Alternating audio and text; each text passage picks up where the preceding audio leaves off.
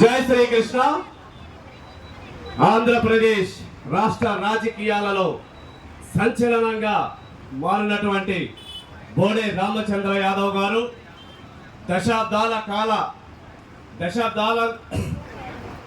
దశాబ్దాలుగా బీసీలను అనగదొక్కుతూ వస్తున్నటువంటి ఈ రాజకీయ పార్టీలకు గుండెల్లో దడబుట్టిస్తున్నటువంటి రామచంద్ర యాదవ్ గారు ఈరోజు మన బీసీల కోసం బీసీల జీవనాడిగా 5 డిమాండ్లను ప్రవేశపెట్టడం జరిగింది.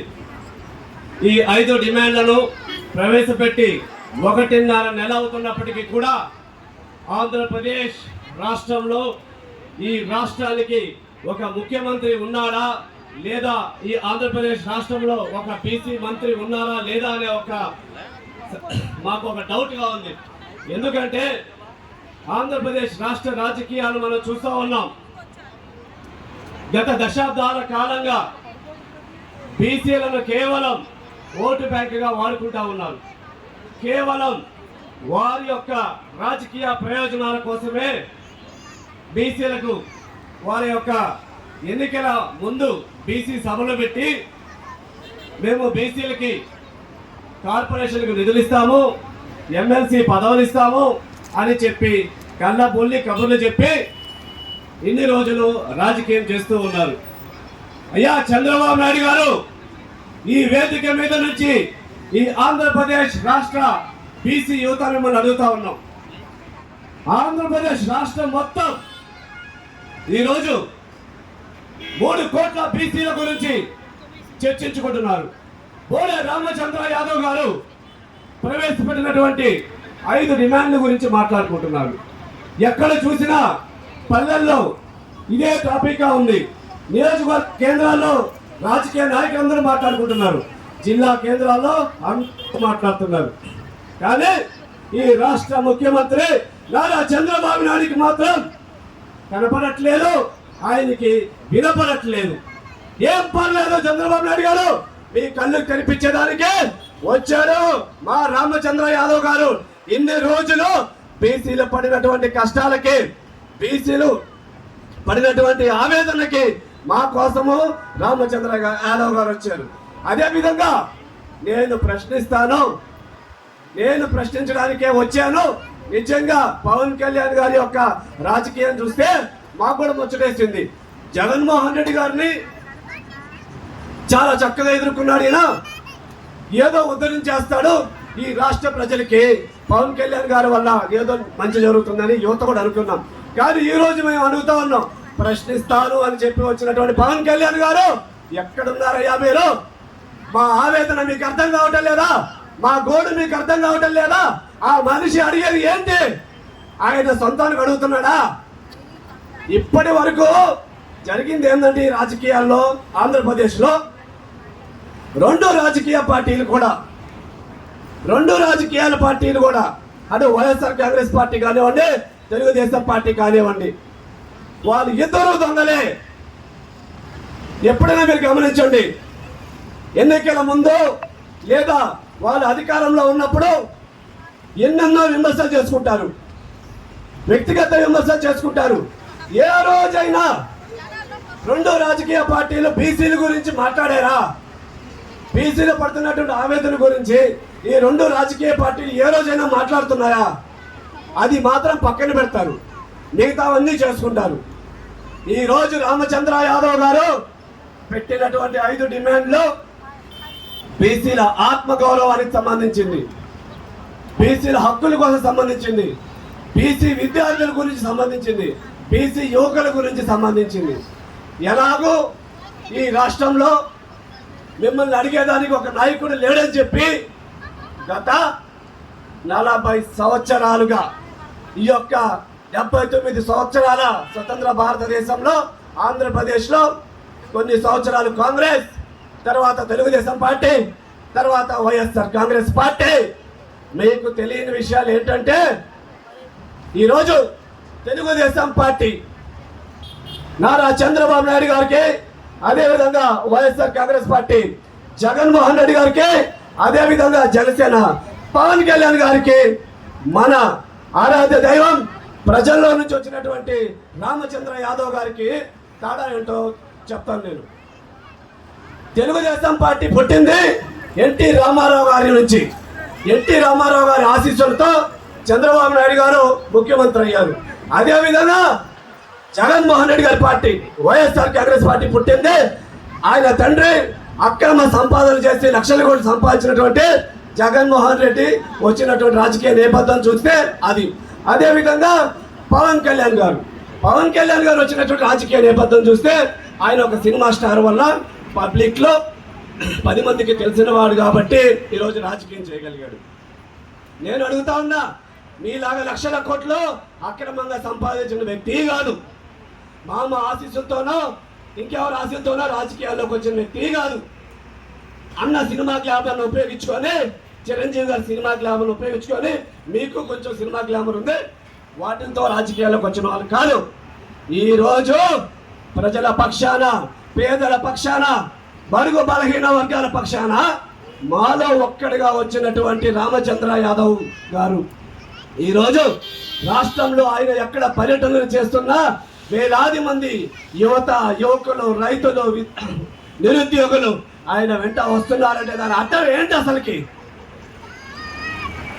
ఇదే మీకు ప్రజల్లో నుంచి వచ్చినటువంటి మా బోడే రామచంద్ర యాదవ్ గారికి తేడా. ఇంకా ఈరోజు మేము అడుగుతున్నటువంటి న్యాయమైనటువంటి డిమాండ్లు,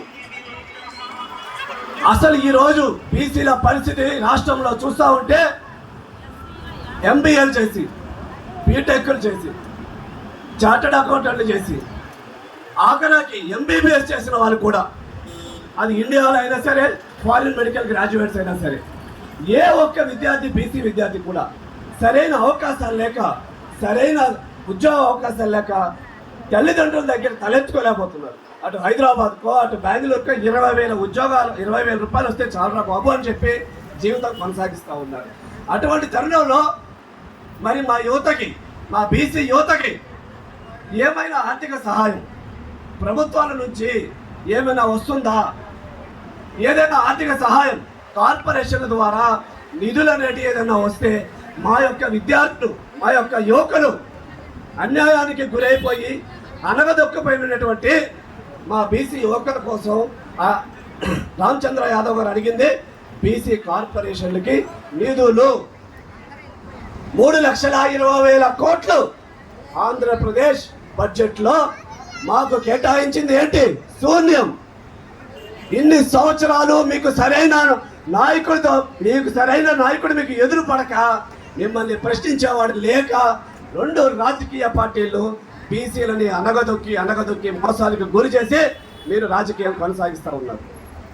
కానీ ఈ 2 రాజకీయ పార్టీలకి ఇప్పుడు సరైన తీటైన ప్రజానాయకుడు రామచంద్ర యాదవ్ గారు వచ్చారు.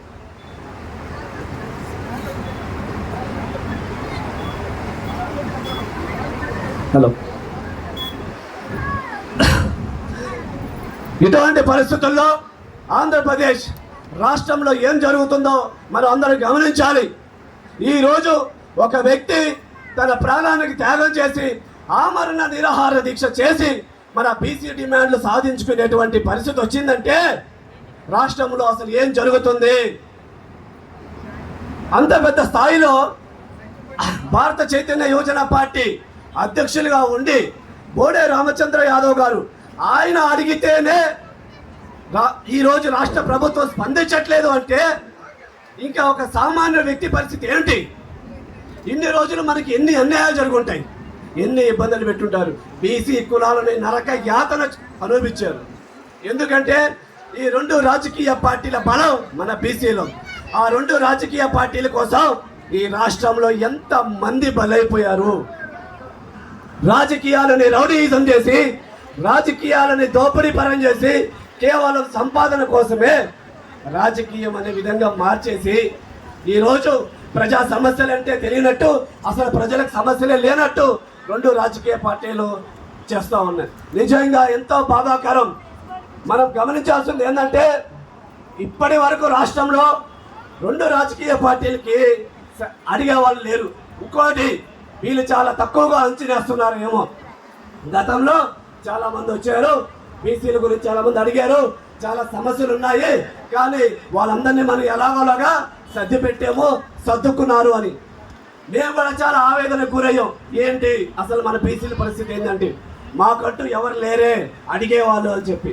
కానీ చంద్రబాబు నాయుడు గారు, మీ రాజకీయ అనుభవం అంతా ఉండదు నా వయసు కానీ మిగతా మా యువకుల వయసు. దయచేసి మీకు గౌరవంగా మాట్లాడుతున్నాం. మా పార్టీ అధ్యక్షుల వారు మాకు క్రమశిక్షణ తరగతులతో చెప్పున్నారు. ఏది మాట్లాడినా మనం రాజ్యాంగబద్ధంగా మాట్లాడాలి, న్యాయబద్ధంగా ఉండాలి, తుచ్చమైన మాటలు మన నోట్లో వచ్చి రాకూడదు అని. గతంలో వైఎస్ఆర్ కాంగ్రెస్ పార్టీ, తెలుగుదేశం పార్టీ వాళ్ళు ఇద్దరు సభల్లో ఒకరు ఎలా తిట్టుకున్నారు. అసలు ఎమ్మెల్యేల, మంత్రుల వాళ్ళ భాష ఏంది? కాబట్టి మీరు ఆలోచించుకోండి. మేము ఎంతో గౌరవంగా చంద్రబాబు నాయుడు గారు, మీరు చాలా అనుభవజ్ఞులు, మీకు అంతా తెలుసు, మీకు తెలిసినప్పటికీ కంటికి కనపడినట్టు నాటకాలు ఆడుతున్నారు, వినపడినట్టు ఆడుతూ ఉన్నారు. అస్సలు మీకు కొంచెమైనా బీసీల మీద కనీసం మీకు ప్రేమ లేదు. కొంచెమైనా నీకు జాలి, దయ అయినా ఉంటే, బీసీ డిమాండ్ల గురించి ఇన్ని రోజుల నుంచి మేము ఇంత చేస్తూ ఉంటే కనీసం మీరు ప్రభుత్వం నుంచి ఒక్క చిన్న స్పందన కూడా లేదంటే మీ అహంకారం ఏంటి? అసలుకి మీరు ఎంత అహంకారులు! అడిగేటువంటి న్యాయమైన డిమాండ్లకి మీరు స్పందించకపోవడానికి గల కారణాలు ఏంటి అసలుకి? దీన్ని బట్టి అర్థం అవ్వట్లేదా? ప్రజలారా అర్థం చేసుకోండి. ఈ రాజకీయ పార్టీలకి బీసీలకి మంచి చేయాలని ఏ రోజు వాళ్ళకి లేదు, బీసీలను అభివృద్ధి పరచాలని ఏ రోజు వాళ్ళకి లేదు. కేవలం రెండు రాజకీయ పార్టీలు, రెండు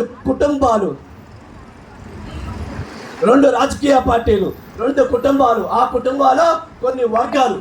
అదేవిధంగా అన్న 5 డిమాండ్లలో 1000 ఎకరాల భూమి, దీని వెనకాల మీకు 1000 ఎకరాలే కనపడుతుంది. బీసీలకి 1000 ఎకరాలు అడుగుతున్నారు. కానీ ఆంధ్రప్రదేశ్ రాష్ట్ర రాజకీయ చరిత్ర మొత్తం తీసుకోండి మీరు. ఈ భూమికి సంబంధించి ఈ రెండు రాజకీయ పార్టీలు ఎంత అన్యాయం చేశాయంటే, సూలూరుపేట నుంచి శ్రీకాకుళం వరకు కోస్టల్ ఏరియా మొత్తం నేను చూస్తున్నాను. వీళ్ళు కొన్ని లక్షల కోట్ల విలువ చేసేటువంటి భూములను ఒక ల్యాండ్ బ్యాంక్ క్రియేట్ చేసుకుంటున్నారు. మీకు డెప్త్గా చాలా వరకు తెలియదు. రాబోయే రోజుల్లో మనకి ఏమి ఉండకుండా చేయాలని చూస్తున్నారు. అక్కడ ఒక కంపెనీకి సంబంధించి ఒక 10 ఎకరాలు కావాల్సి ఉంటే 100 ఎకరాలు కేటాయిస్తున్నారు. 100 ఎకరాలు కావాలంటే 1000 ఎకరాలు కేటాయిస్తున్నారు. అసలు ఈ కంపెనీల పేరుతో వీళ్ళు చేసేది కేవలం రియల్ ఎస్టేట్ వ్యాపారం. ఈ రోజు కంపెనీలు వాళ్ళ కంపెనీకి అని చెప్పి కేటాయిస్తారు. అవన్నీ బినామీ కంపెనీలు, దొంగ కంపెనీలు. కనీసం ఎటువంటి వాళ్ళకి చరిత్ర లేని కంపెనీలకు కూడా ఒక కంపెనీకి అసలు ప్రభుత్వ భూమి ఇవ్వడం అంటే ఎంతమందికి మీరు ఉద్యోగాలు కల్పిస్తున్నారు, ఆ డేటా చాలా ఉంటుంది. అటువంటి ఏమీ లేకుండా కూడా 1000 ఎకరాలు ఈరోజు మీకు భూములు దోచుకుంటున్నారు. అటు వైఎస్ఆర్ కాంగ్రెస్ పార్టీ జగన్మోహన్ రెడ్డి గారు చేసింది అదే, ఈరోజు నారా చంద్రబాబు నాయుడు గారు చేస్తుండేది అదే. వీళ్ళు వాళ్ళిద్దరికీ తెలుసు, ఇద్దరు దొంగలే. ఒకరు దోచుకుందాం, ఒకరు దాచుకుందాం. 5 సంవత్సరాలు దీనికి ఎగ్జాంపుల్ చెప్తానమ్మా. మొన్న 2019లో ఆయనకి 151, ఈరోజు ఈయనకి 164 ఇచ్చారంటే దానికి అర్థమైందంటే పాపం ప్రజలకు కూడా ఆయన కాకపోతే ఇంక ఈయన అంటే దాని అర్థమైంది మొత్తం అతను మోసం చేస్తున్నట్టే కదా. స్వీప్ వచ్చారు, మీకు స్వీప్ అవుట్ చేస్తున్నట్టు అర్థమైంది. జగన్మోహన్ రెడ్డి మనల్ని మోసం చేశాడని మీరు తీర్పిచ్చారు. అదేవిధంగా ఈరోజు చంద్రబాబు నాయుడు గారికి ఇన్ని సీట్లు ఇచ్చామంటే కారణం ఏంటి? కాకపోతే ఈరోజు ఒక ప్రత్యామ్నాయ రాజకీయ పార్టీ ఈరోజు ఆంధ్రప్రదేశ్లో లేకపోవడం, మన కోసం బడుగు బలహీన వర్గాల వారి కోసం మనకంటే ఒక రాజకీయ పార్టీ లేకపోవడం. కానీ ఇప్పుడు ఇంకా సమస్య లేదు. మన అందరి సమస్యలు తీర్చడానికి రామచంద్ర యాదవ్ గారు ఉన్నారు. ఇంకా స్థలాల విషయానికి వస్తే 1000 ఎకరాలు రాజధానిలో అది కనీసం అడుగుతున్నారు. రేపటి రోజు ఆంధ్రప్రదేశ్లో ఉన్నటువంటి 3 కోట్ల మంది బీసీలకి సంబంధించినటువంటి ఆత్మ గౌరవానికి సంబంధించినది భూమి. అంటే మీకు తెలియని విషయం ఏంటంటేనమ్మా, మనకి సొంతంగా 1 సెంటు భూమి కన్నా మనం తీసుకుంటే మనం ఎంత బాధపడతాం. మనకి తెలియకుండా మనకి సంబంధించిన భూమిని 1000 ఎకరాలు, లక్షల ఎకరాలు వాళ్ళు దోచేస్తూ ఉన్నారు. రేపటి రోజు నాలాంటి ఒక యువకుడో, మీలాంటి ఒక యువకుడో ఆ రాజధాని ప్రాంతంలో ఒక కంపెనీ పెట్టుకోవాలి అంటే పరిస్థితి ఏంటి? ఒక ఫార్మా కంపెనీ పెట్టాలి, ఒక ఎంఎస్ఎంఈ కంపెనీ పెట్టాలి, ఒక హాస్పిటల్ పెట్టాలి, ఒక కాలేజ్ పెట్టాలి అంటే మెయిన్ ఏదైతే ప్రైమరీ ఉంటుందో అదంతా వాళ్ళ చేతుల్లోకి, వాళ్ళ కబంధ హస్తాల్లోకి వెళ్ళిపోయి లోకేష్ నాయుడు గారు, చంద్రబాబు నాయుడు గారు వాళ్ళ బినామీ కంపెనీలో పెట్టుకుంటే అక్కడికి మనం కనీసం అడుగు పెట్టలేనటువంటి పరిస్థితి ఏర్పడుతుంది. దాని రామచంద్ర యాదవ్ గారు గమనించారు కాబట్టే ఆత్మగౌరవంగా మా యువకులు, మా బీసీలు రేపటి రోజు ఈ అమరావతిలో ఆత్మగౌరవంగా బతకాలి అంటే మా బీసీలందరికీ 1000 ఎకరాలు రిజర్వ్ చేసి పెట్టండి అని ఎంత న్యాయబద్ధమైన కోరిక. ఎవరైనా ఈ చరిత్రలో ఎవరైనా చేశారా? ఎవరు చేయలేదు ఇప్పటి వరకు. అని చేయమంటే దాని గురించి ఈ రోజుకి ఏ స్పందన లేదు. అదేవిధంగా ఈరోజు ముఖ్యమైనది, అసలు ఈ రాష్ట్రంలో మనం ఎంతమంది ఉన్నావో మనం తెలియకపోతే ఎలా అసలు మనకి న్యాయం జరుగుతుంది? ఈరోజు ఒక ఇంట్లో ఒక నలుగురు ఉంటేనే మనం నెలకి బడ్జెట్ వేసుకుంటున్నాం. ఎవరెవరికి ఏమి ఇవ్వాలా, ఆస్తుల పంపిణీలో ఏం చేయాలని. మరి ఈరోజు ఈ రాష్ట్రంలో ఇంతమంది జనాభా ఉంటే ఏ కులానికి సంబంధించి ఎంతమంది ఉన్నారో తెలియకపోతే రేపు అన్నిట్లో మాకు ఎలా హక్కులు ఇస్తారు, ఏ విధంగా మమ్మల్ని ఎలా ఆదరిస్తారు అని చెప్పి బీసీలకు సంబంధించి కులగానన్నా. అదేవిధంగా మనం ఈ రోజుకి కూడా గ్రామాలలోనే అనే కాదు, ఎక్కడ అవకాశం ఉంటే అక్కడ బీసీలను ఇప్పటికీ కూడా మన కుల వృత్తుల పేరు మీద తిడుతూ ఉన్నారు. అదేవిధంగా మనల్ని దాడులు చేస్తూ ఉన్నారు. మీకందరికీ తెలుసు, ఈ రాష్ట్రంలో ఒక రావణ కాష్ట రాజకీయంగా బీసీలను ఎంత బలి చేశారంటే ఈ 2 రాజకీయ పార్టీల్లో ఒకే వర్గం వాళ్ళు ఎమ్మెల్యేలుగా ఉంటారు. వాళ్ళ కింద మటన్లు చేసుకున్నారు. ఇదే ప్రాంతంలో, ఈ దగ్గరలో, ఈ మంగళగిరిలో యాదవ్ సోదరులు రాజకీయం కోసం ఎంతమంది బలైపోయారో తెలుసా మనం ఉన్నటువంటి స్థలంలోని. అదేవిధంగా రాష్ట్రంలో ఎక్కడైనా సరే అసలు వాళ్ళకి బలమే లేదు తల్లి. వాళ్ళ 2 రాజకీయాల పార్టీలకి వాళ్ళ బలం అంతా బీసీలే. మనం లేని రోజు వాళ్ళకి బయటకే రారు. ఈరోజు చూస్తున్నారు మీరు, వైఎస్ఆర్ కాంగ్రెస్ పార్టీ నాయకులు ఎవరైనా బయట తిరుగుతున్నారా? వాళ్ళకి అధికారం ఉంటేనే వాళ్ళకి గుండె ధైర్యం. నా బీసీలకి మాత్రం అట కాదు, నిరంతరం గుండె ధైర్యంతో ఉండేవాళ్ళు నా బీసీ సోదరులు. ఎక్కడ ఇంకా వాళ్ళ బలవంతులని మనం అనుకుంటున్నాం, మనమే వాళ్ళని బలవంతం చేస్తున్నాం. కాబట్టి మన జనాభా మనకి ఎంతో తెలిసిన రోజు మనకి అన్ని ఓటాలు ఇవ్వాల్సి వస్తుంది, మనకి ఇన్ని ఎమ్మెల్యేలు ఇవ్వాల్సి వస్తుంది, కార్పొరేషన్లో నిధులు ఇవ్వాల్సి వస్తుంది, మన హక్కు మనకి రావాల్సి వస్తుంది. కాబట్టి వాళ్ళు ఎప్పటికీ కూడా చేయకుండా దాట వేస్తూ ఉన్నారు. అదేవిధంగా ఇప్పుడు ఉన్నటువంటి రిజర్వేషన్లు, విద్యా ఉద్యోగ స్థానిక సంస్థల్లో మనకు ఉండే రిజర్వేషన్లు, మనం ఉండేది 3 కోట్ల మంది అయితే మనకి ఇచ్చేది 27% అయినప్పుడు ఏ విధంగా న్యాయం జరుగుతుంది? రిజర్వేషన్లే పెంచాలి అని చెప్పి అడుగుతా ఉన్నారు. ఎంతో న్యాయబద్ధమైనటువంటి, ఏదో మేమేమైనా ఇప్పటికే అయ్యా మమ్మల్ని సీఎం చేయమని అడగలేదు, లేదా మీరు కష్టపడి కట్టుకున్నటువంటి తెలుగుదేశం పార్టీని మాకేమనలేదు, లేదా హెరిటేజ్ సంస్థను మాకేమనలేదు, మీ 1,00,000 కోట్లు మాకేం వద్దు. ఇప్పుడు కూడా చంద్రబాబు నాయుడు గారు మిమ్మల్ని మేము ఎందుకు అడుగుతున్నామంటే, అమ్మైనా అడగందే అన్నం పెట్టదు కాబట్టి, మీరు ఈ రాష్ట్రానికి ముఖ్యమంత్రి కాబట్టి, మా డబ్బులు నీ దగ్గర ఉన్నాయి కాబట్టి మా డబ్బులు మాకు తిరిగి ఇవ్వమని అడుగుతున్నాం. అంతే తప్ప మిమ్మల్ని ఏదో భిక్ష అడగట్లేదు. మేము మాకంటూ రోజులు వస్తాయి, మాకంటూ అధికారం వస్తుంది, మమ్మల్ని మీరు అడిగే రోజులు కూడా వస్తాయని గుర్తుపెట్టుకోండి. కర్మ ఎవరిని వదిలిపెట్టదు. మీరు చేసినటువంటి అక్రమాలు, మీరు చేసినటువంటి అన్యాయాలు కేవలం మీ యొక్క సొంత ఆస్తులు పెంచుకోవడం కోసం, మీ సామాజిక వర్గంలోని కొంతమంది బడాస్వాముల కోసమే ఇన్ని రోజులు రాజకీయాలు చేశారు కాబట్టి. లేకపోతే ఎక్కడో 40 సంవత్సరాల క్రితం మీ ఆస్తులు ఎంత, ఈ రోజు మీ ఆస్తులు ఎంత? 2004కు ముందు జగన్మోహన్ రెడ్డి గారు మీ ఆస్తులు ఎంత, ఈ రోజు మీ ఆస్తులు ఎంత? మీరు రాజకీయం చేసింది సంపాదన కోసమే కదా, ఆ సంపాదన చేసుకోవడమే కదా ఇంత కష్టాలు పడతారు, ఇంత పోరాటాలు చేస్తున్నారు. మీరు పేద ప్రజల పక్షాన నిజంగా పేద ప్రజలకి న్యాయం చేసే విధంగా ఏ రోజైనా మీరు రాజకీయం చేశాడా? మీరు చేయలేదు. కానీ ఆంధ్రప్రదేశ్ రాష్ట్ర చరిత్రలోనే కాకుండా దేశ చరిత్రలోనే మొట్టమొదటిసారిగా ఒక రాజకీయ పార్టీ వ్యవస్థ పెట్టిన రోజు, స్థాపించిన రోజు ఆ శ్రీకృష్ణ భగవానుడు సాక్షిగా భగవద్గీత మీద సాక్ష్యం వేసి నా సొంతానికి కానీ నా సొంత లబ్ధి కోసం కానీ నేను ఈ రాజకీయ పార్టీ పెట్టలేదు, నేను రాజకీయం చేయను అని చెప్పినటువంటి ఏకైక వ్యక్తి బోడేరు రామచంద్ర యాదవ్ గారు. దీనికంటే ఇంకా ఏం నిదర్శనం కావాలి మీకు? ఆయన ధర్మంగా ఉంటాడు, ధర్మ పాలన చేస్తాడు.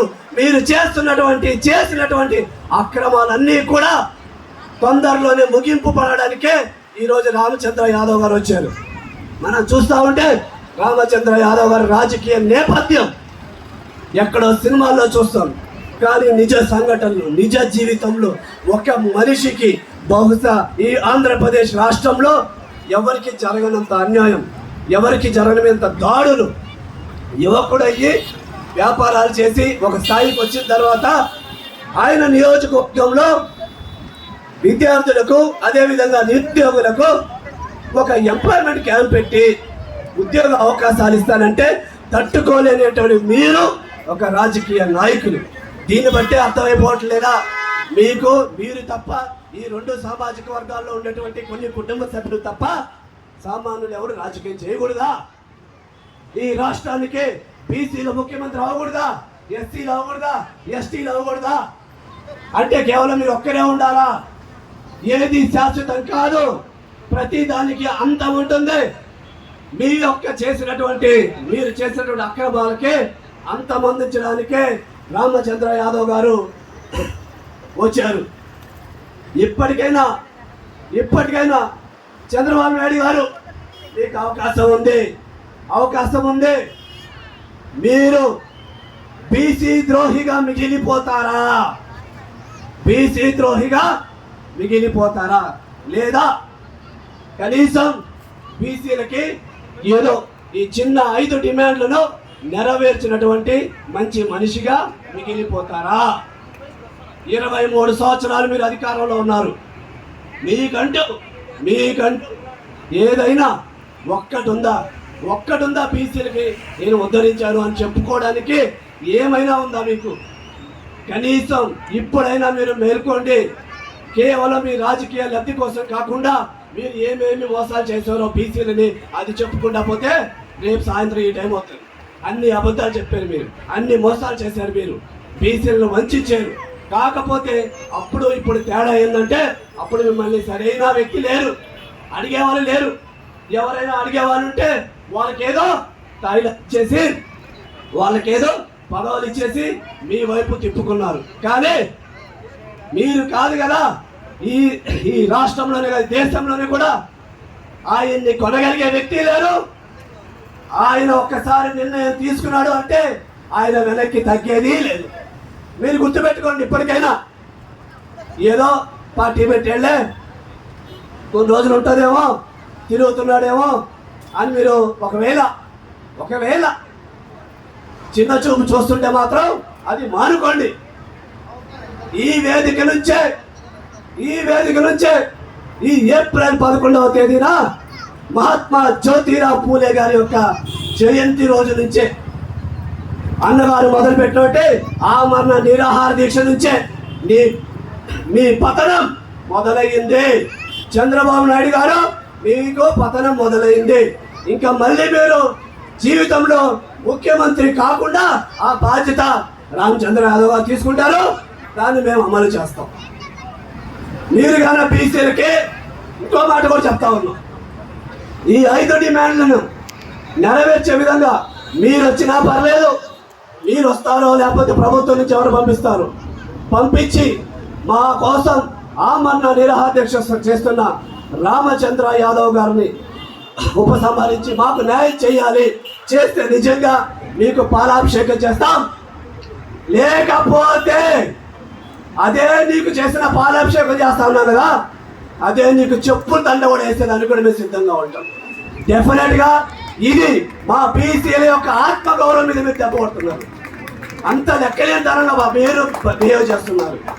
నడిబొడ్డులో రాష్ట్ర రాజధానిలో ఈరోజు ఆమరణ నిరాహార దీక్ష చేస్తాము అని చెప్పి మీకు ప్రకటించినప్పటికీ స్పందించట్లేదు. అంటే మీరు బీసీలని ఎట్టి పరిస్థితుల్లో మేము ఎదగడము మీకు ఇష్టం లేదు, మా బీసీ యువకులు ఎదగడం మీకు ఇష్టం లేదు. గుర్తుపెట్టుకోండి, బీసీలు అంటే ఉండే ధైర్యానికి మారిపోయారు. మా యొక్క బీసీ కులాలు ఒక్కొక్క కుల చరిత్ర చెప్పుకుంటా పోతే చాలా ఉంటది. ఏమని చెప్పాలి మా బీసీల చరిత్ర. ఒక గౌడు సోదరుడు ఆ గుండె ధైర్యం గురించి చెప్పాలా, లేదా నా మత్స్యకార సోదరుడి గుండె ధైర్యం గురించి చెప్పాలా, లేదా నా యాదవ సోదరుడి గురించి చెప్పాలా, ఒడ్డెర సోదరుడి గురించి చెప్పాలా, నా రచిక నాయ బ్రాహ్మణుల గురించి చెప్పాలా, నా గౌరవ గురించి చెప్పాలా, నా పద్మశాలి గురించి చెప్పాలా. ఒక్కొక్క బీసీ కులానికి 1000 సంవత్సరాల చరిత్ర. ఒక్కొక్క బీసీ కులానికే 1000 సంవత్సరాల చరిత్ర. అంత చరిత్ర కలిగినటువంటి మా బీసీ కులాలని ఏం చేశారయ్యా ఈరోజు? దేహి దేహి దేహి అని అడుక్కునే విధంగా చేసింది ఈ పాలకులు కాదా? మీ స్వార్థ రాజకీయాలు కాదా?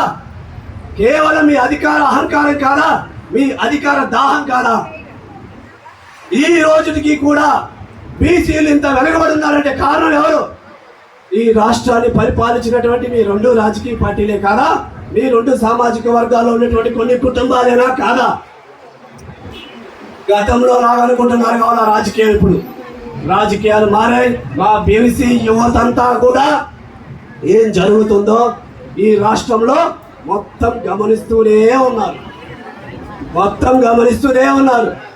మీరు గతంలో చెప్పినట్టు సంక్రాంతి కానుక 30,000 రూపాయల బీసీ సప్లైను అయినా చెప్తా ఎలా మోసం చేశారంటే చంద్రబాబు నాయుడు గారు బీసీల కంట 2014 నుంచి 2019 వరకు మనకిచ్చే పెన్షన్లు ఉంటాయి కదమ్మా, మనకిచ్చే పెన్షన్లు ప్రభుత్వ పథకాలు ఉంటాయి కదా, ఆ ప్రభుత్వ పథకాలలోనంట బీసీలకి 20,000 కోట్లు ఖర్చు పెట్టారు. ఈ విధంగా మీరు డైరెక్ట్గా మీ పేపర్లలో వేపించి బీసీలకు 20,000 కోట్లు ఖర్చు పెట్టారు. ఎక్కడ 20,000 కోట్లు ఖర్చు పెట్టారు అంటే ఆయన ఇచ్చిన పథకాలలోనంట బీసీలు ఉన్నారంట. ఇది మీరు చేసినటువంటి అన్యాయం బీసీలకి. ఇంకా ఆయనకంటే పెద్ద హీరో జగన్మోహన్ రెడ్డి గారు, ఆయన అక్కడ ఖర్చు పెట్టాడంటేనంట అమ్మఒడిలో బీసీలకి లబ్ధి వస్తుందంట, పెన్షన్లలో బీసీలకి లబ్ధి వస్తుందంట, ప్రభుత్వ పథకాలలో బీసీ లబ్ధి పొందుతున్నారంట. సరిపోయిందంట. ఇంత నీచమైన మనుషులు నిశ్చయంగా ఇట్లాంటి రాజకీయాల్లో మీరు ఉన్నారు కాబట్టి మా పరిస్థితి ఇట్లా వచ్చింది. లేకపోతే మీరు చెప్పే వాటిని నిజంగా ఆ రోజు మాకు అడగాలని ఉంది, కానీ పట్టించుకున్న వాళ్ళు లేరు. ఎవరికి చెప్పుకోవాలో తెలియదు.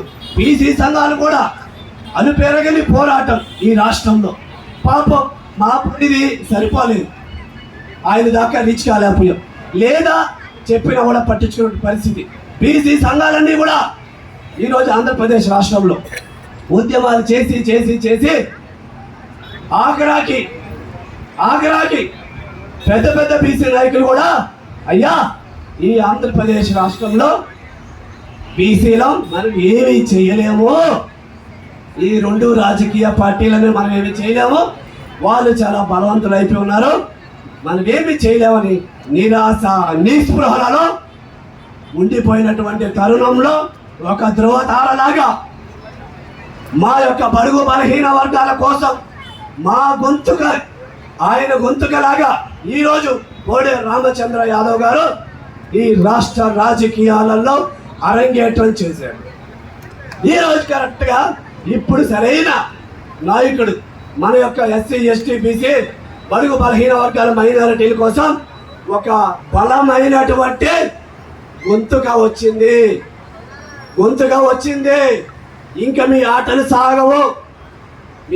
ఇంకా సాగవు. మరి కొన్ని రోజులే మీకు టైం ఉండేది కూడా. ఇప్పటి వరకు మీరు చేసినటువంటి దోపిడీ చాలు, మీరు చేసినటువంటి అరాచకాలు చాలు, ఇంకా మానుకోండి. అదేవిధంగా రాజకీయ ప్రస్తావన తీసుకుంటే బీసీలను కేవలం మాట్లాడటానిక నన్నే అడిగిస్తా, రమ్మన్నా తీసుకో.